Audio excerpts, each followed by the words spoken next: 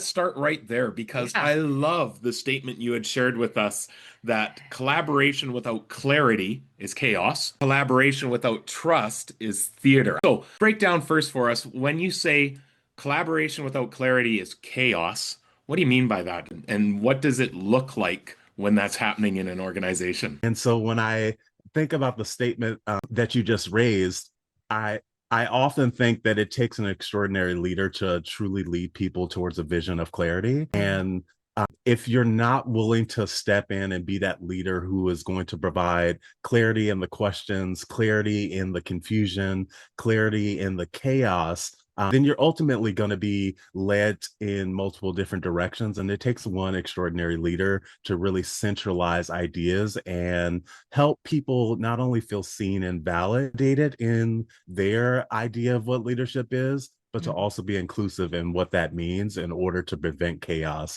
And what I've learned is that when you're the leader who can actually sit with people, listen to them, and actually see their idea to a point that it could be, then you will be that leader that people listen to. And I think that prevents the chaos. But we also love that idea, and let's go there next, that collaboration without trust is theater. Yeah, collaboration without trust is theater. And so what I've seen is that people are often replicating some other leader style that they admire and desire to be, but it often turns theatrical because you can't be somebody else. You can only be yourself in leadership. You can only be yourself in a leadership position.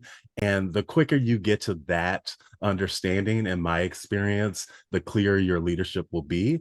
And so when I think about collaboration and getting to a place where it's not theatrical, what I often coach young leaders and leaders who have been in spaces for long periods of time, truly step into that leadership role and be yourself, because anything outside of that is going to be a performance. It's going to be theatrical, and people are going to do that in a way where trust is going to be broken. If you're not stepping into a place where you're authentically yourself as a leader, your people will see through that.